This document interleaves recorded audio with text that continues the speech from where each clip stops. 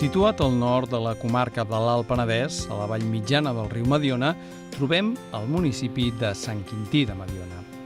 El riu arriba a la vila amb un curs intermitent, però gràcies a l'aportació de les 23 fonts de les 10, obté un cabal generós que permet l'existència de diferents llacs en el seu recorregut.